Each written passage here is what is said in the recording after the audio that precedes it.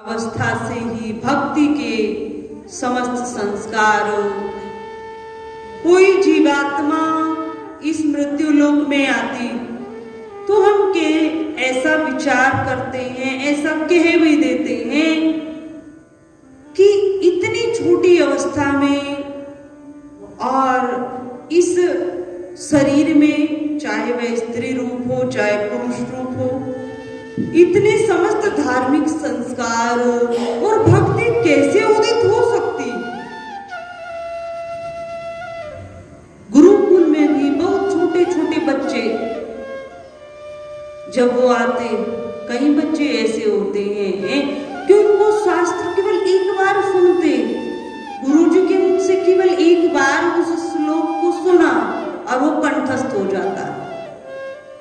तो कल इसी पर चर्चा थी कि कुछ महात्मा जन, विद्वान जन, ज्ञानी जन अकाल मृत्यु को प्राप्त हो जाते, अर्थात उनको मोक्ष भी नहीं मिलता, अकालिक उनका देह त्याग हो जाता है। तो जब अकालिक देह त्याग होता है तो वह आत्मा नया शरीर धारण करती है, पर उस आत्मा में वो प्रारब्ध अनुसार समस्त संस्कार विद्यमान होते। जैसे ही वे बालक आता है, कुछ 5 वर्ष की अवस्था से ऊपर हुआ तो जो जिस लेवल की वो भक्ति करता था, जिस स्थान पर वो पहुंचा था, वहीं से उसकी भक्ति पुनः प्रारंभ हो जाती।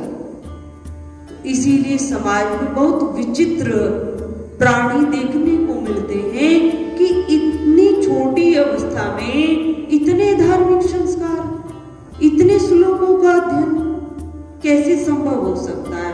पर संत जन, शास्त्र कहता है ये संभव हो सकता है। अभी जो राम मंदिर के पुजारी हैं, उनकी अवस्था जानते हो कितनी?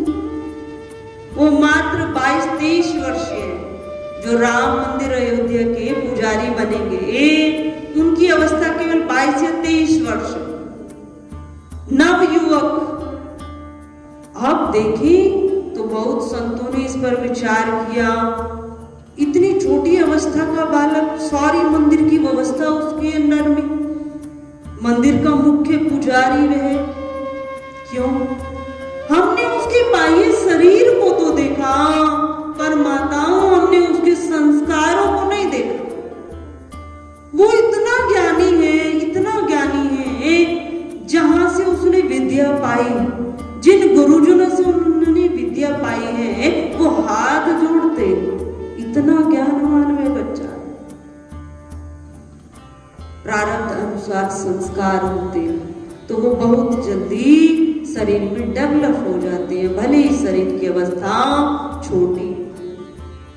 तो करमेती बाई प्रारब्ध अनुसार कोई संत रही हैं, बचपन से ही भगवान की भक्ति में लीन रहती, और समय आने पर गृह त्याग हुआ, और गृह त्याग हुआ तो बहुत कष्ट भी आए, कष्टों को भी सहन किया। और जब कोई जीव भगवान का मार्ग खोजता, भगवान के मार्ग पर चलना चाहता, तो भगवान कहते हैं मैं उसकी पग पग पर रक्षा करता हूँ, उसको मार्ग में स्वयं दे देता हूँ। तो करमेती बाई जानती नहीं थी कहाँ वृंदावन है, किस दिशा में वृंदावन है, और कहाँ पहुंच गई? वृंदावन में पहुंच गई।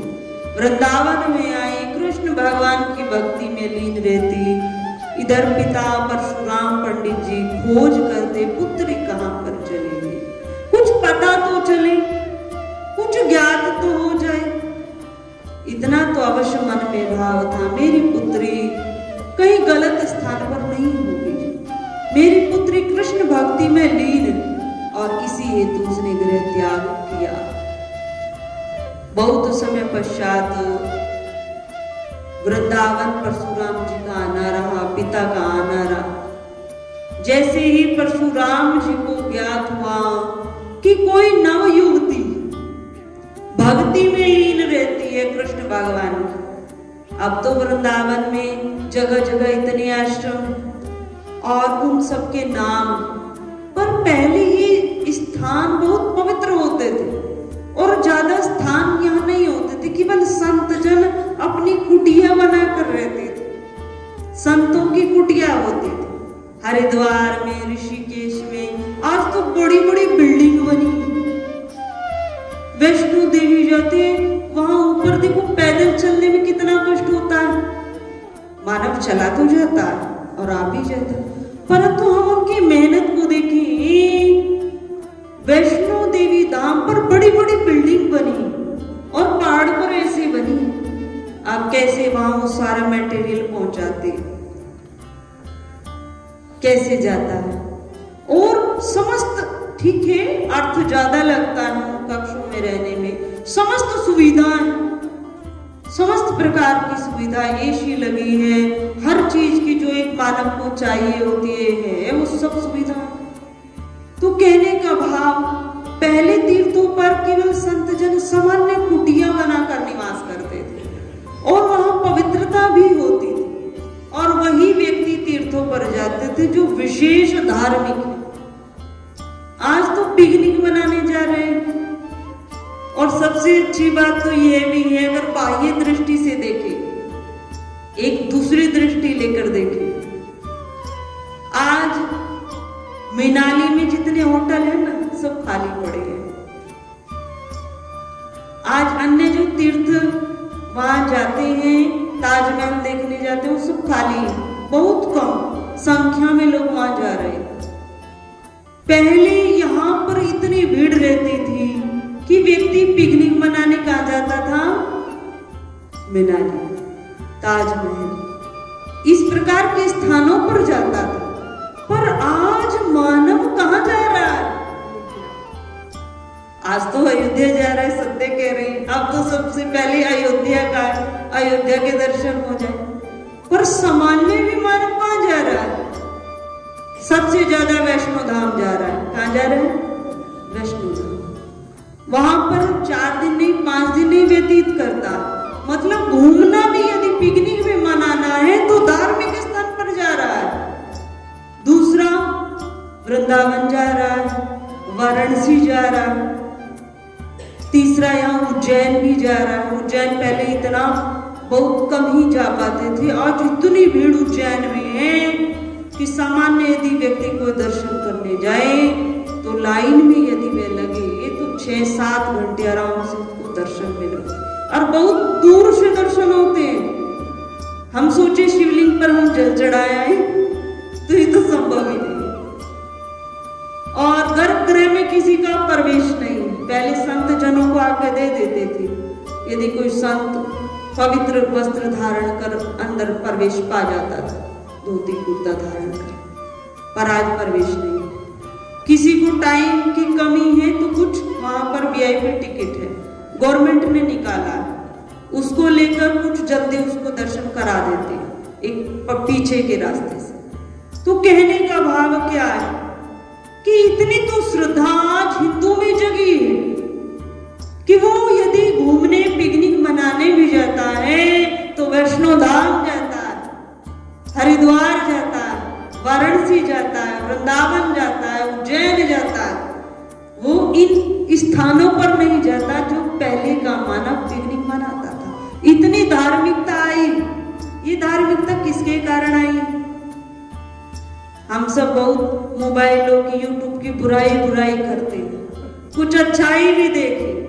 प्रत्येक मानव ने जाना है कि महाकाल के दर्शन करने से क्या लाभ मिलता है, महाकाल में क्या वस्तु है। प्रत्येक मानव ने जाना है काशी में जाने का लाभ क्या है, काशी नगरी कैसी। प्रत्येक मानव ने जाना है वृंदावन कहां से कैसे जाया जाता है और ठाकुर के दर्शन करने का क्या लाभ। छोटा सा बच्चा भी बता देता है। तो ये प्रचार और प्रसार धर्म का भी आज मोबाइल के माध्यम से भी हुआ है, न्यूज़पेपर के माध्यम से भी हुआ है। तो बहुत अच्छा समय चल रहा है। भले ही कलयुग है पर सात्विकता तो बढ़ रही है। ठीक है, अधर्म तो कभी नष्ट होता ही नहीं।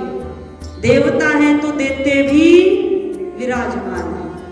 अगर शुद्ध सतोगुण है तो शुद्ध रजोगुण भी विद्यमान और तमोगुण तो प्रधान है ही। तो कहने का भाव, आज मानव 22 तारीख तक व्यस्त भी है और धार्मिक प्रोग्राम अटेंड कर रहा है और ये बहुत अच्छी बात है। हम बच्चों को धार्मिक स्थान पर भेजें। कथा चल रही है करमिती बाई। पिता ने देखा और सुना कोई साध्वी वृंदावन में भगवान कृष्ण की भक्ति में लीन रहती है। तब पिता परशुराम वहां आए और देखते क्या, मन में तो भाव था ही मेरी ही पुत्री हो सकती है। देखा मेरी ही पुत्री बहुत दुबला शरीर हुआ है और एक स्थान पर बैठी है और समाधि की अवस्था में लीन है। पिता वहां बैठ गए। देखता हूं पहली बार कितनी देर तक समाधि लगाती है। 1 घंटा व्यतीत हो गया, 2 घंटे व्यतीत हो गए और करमिती बाई का आधा दिन व्यतीत हो गया। अब पिता सोच रहा है कब बेटी से वार्तालाप करूं, कुछ पुत्री से वार्तालाप हो जाए तभी यहां से जाऊं। आज दर्शन तो पाए हैं बहुत बरसों बाद, पर करमिती बाई की समाधि तो खुले। समीप पिताजी आए और कुछ हाथों से हिलाया तो आंखें खुली करमिती बाई की और देखती है पिता सामने है। प्रणाम किया। पिता ने कहा पुत्री बहुत बरसों बाद पाया, चलो अब तुम घर चल।